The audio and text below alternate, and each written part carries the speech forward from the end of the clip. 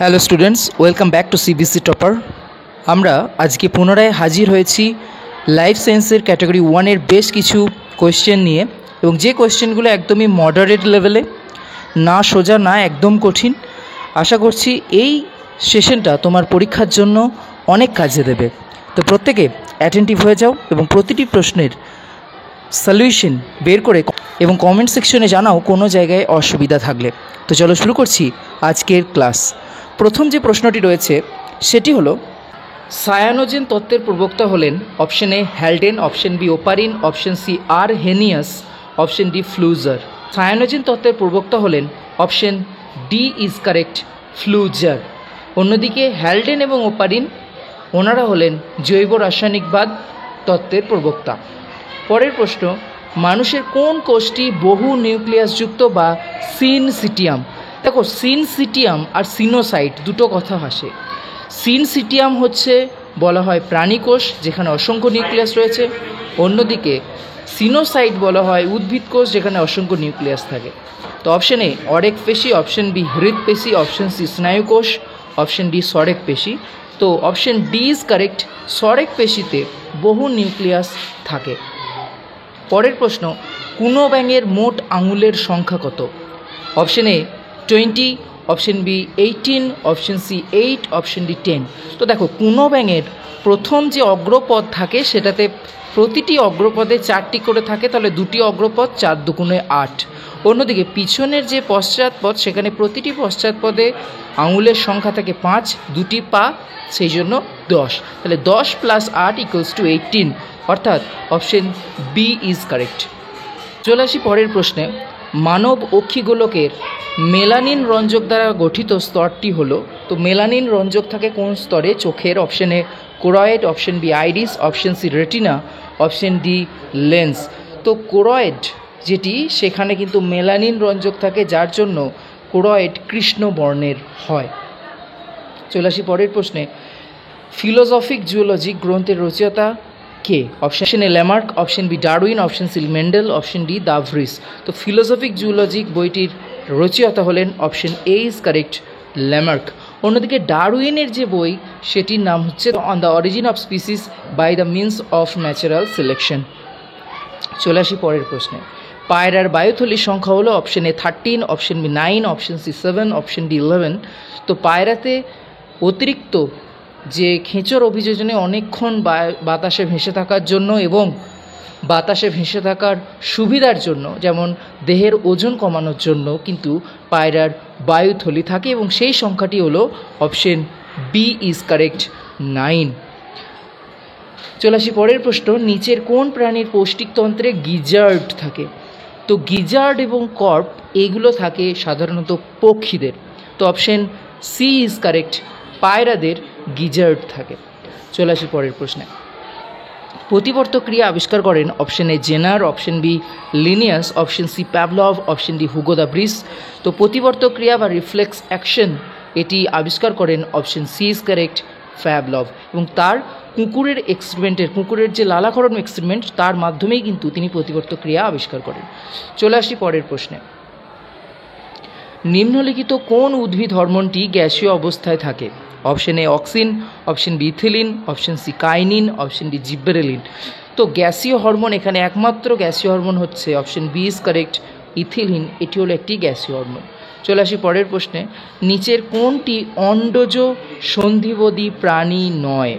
অন্ডজ সন্ধিপদী, দেখো সন্ধিপদী মানে তাদের সন্ধিল পদ থাকবে, এবং অন্ডজ মানে যারা ডিম ফুটে বাচ্চা বেরোয়।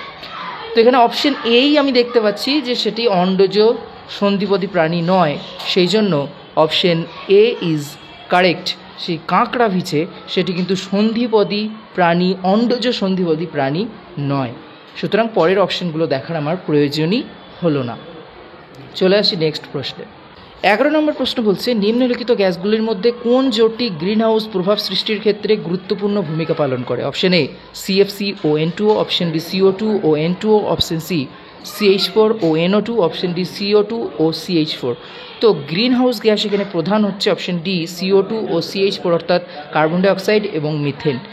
12 নম্বর প্রশ্ন, ক্যাডমিয়াম দূষণের ফলে নিম্নলিখিত কোন রোগটি হয়? Option A itai itai, option B Minamata, option C anaemia, option D pneumonia.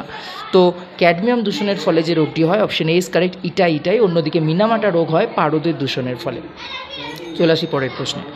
Bhopal gas দুর্ঘটনায় যে গ্যাসটিকে দায়ী করা হয় তা হলো option A methyl isocyanide, option B methyl isocyanate, option C ethyl isocyanate, option D ethyl isocyanide. তো এই ক্ষেত্রে খুবই গুরুত্বপূর্ণ একটি প্রশ্ন, অপশনগুলো খুবই কাছাকাছি, সেই জন্য এখানে কিন্তু ভুল হওয়ার চান্স অনেক বেশি।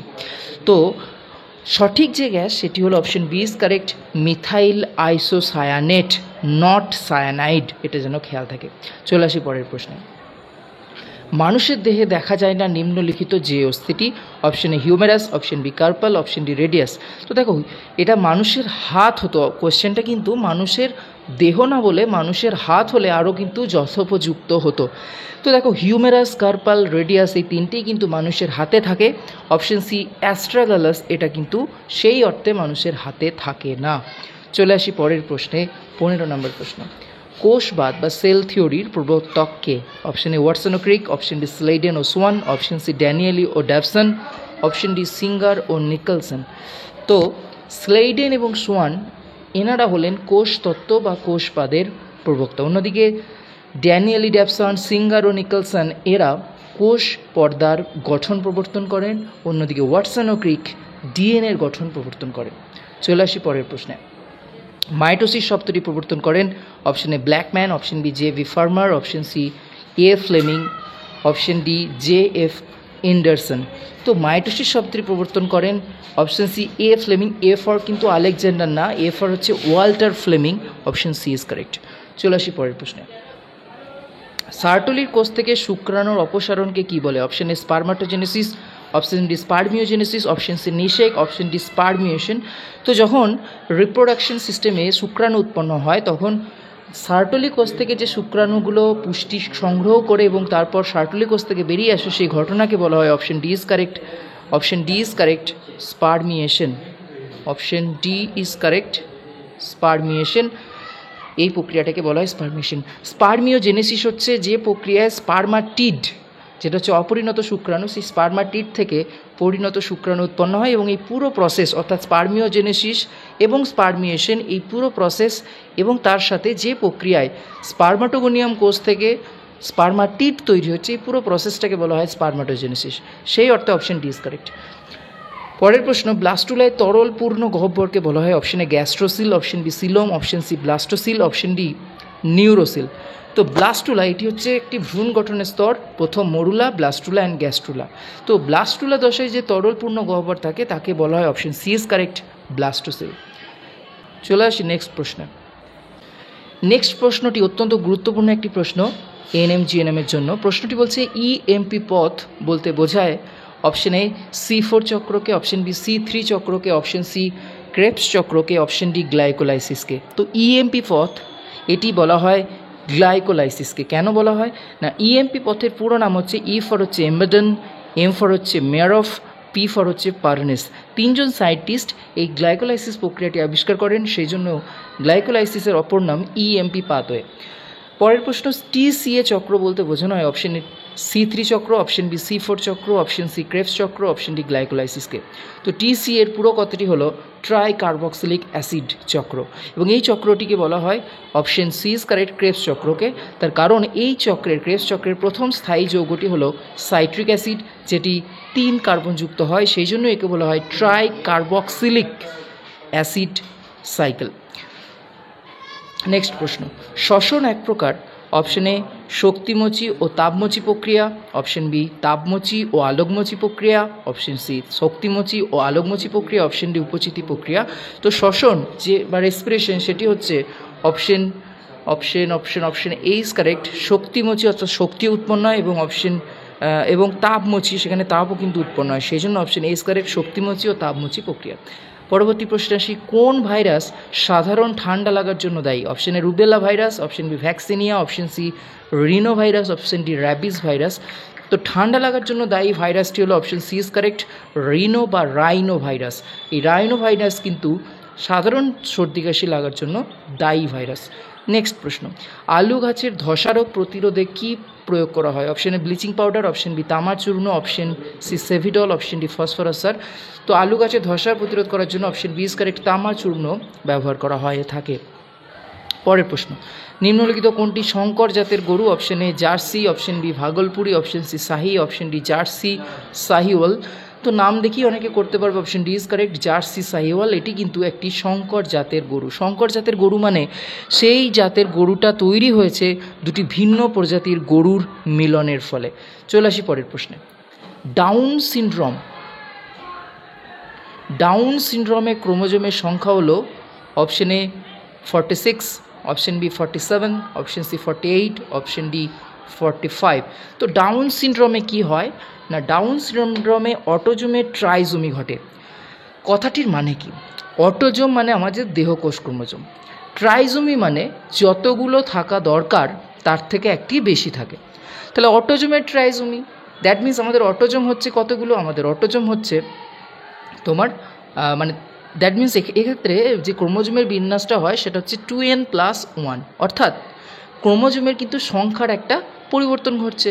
তো যেহেতু অটোজোমের ট্রাইজোমি ঘটছে, অটোজোমের একটা সংখ্যা বাড়ছে, তাহলে ক্রোমোজোমের টোটাল সংখ্যারও কি পরিবর্তন হচ্ছে? কি পরিবর্তন হচ্ছে না, আমাদের ক্রোমোজোম সংখ্যা হচ্ছে 2n = 46, ট্রাইজোমির ফলে হয়ে যায় কি 2n+1, তাহলে 46+1 that means 47, option B is correct. Next প্রশ্ন, নিম্নলিখিত কোনটির শিশু প্রাণীর নাম নিম্ফ? অপশন এ প্রজাপতি, অপশন বি গুবরে পোকা, অপশন সি আরশোলা, অপশন ডি মাছি। তো অপশন সি ইজ কারেক্ট, আরশোলার একদম যে শিশু প্রাণী, দ্যাট মিন্স যখন একদম সুপ্ত অবস্থায় থাকে, যেটা থেকে অ্যাকচুয়ালি আরশোলা তৈরি হয় সেটাকে বলা হয় নিম্ফ। প্রশ্ন, অ্যান্টিজেনের রাসায়নিক প্রকৃতি হলো অপশন এ প্রোটিন জাতীয়, অপশন বি পলিস্যাকারাইড জাতীয়, অপশন সি লাইপোপ্রোটিন জাতীয়, অপশন ডি সবগুলোই ঠিক। তো অ্যান্টিজেন তো রাসায়নিক প্রকৃতিতে প্রোটিন অবশ্যই সঠিক, পলিস্যাকারাইড সেটাও সঠিক, লাইপোপ্রোটিন জাতীয় অবশ্যই সঠিক। অ্যান্টিজেন যে কোনো কিছু হতে পারে, কিন্তু অ্যান্টিবডি হলে সর্বদা প্রোটিন জাতীয়, সেই জন্য এক্ষেত্রে অপশন ডি ইজ কারেক্ট, সবগুলোই সঠিক।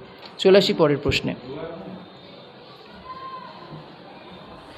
ফাইটোপ্ল্যাঙ্কটনের উদাহরণ হলো, ফাইটোপ্ল্যাঙ্কটন মানে হচ্ছে জলে ভাসমান আণুবীক্ষণিক উদ্ভিদ, তাই না?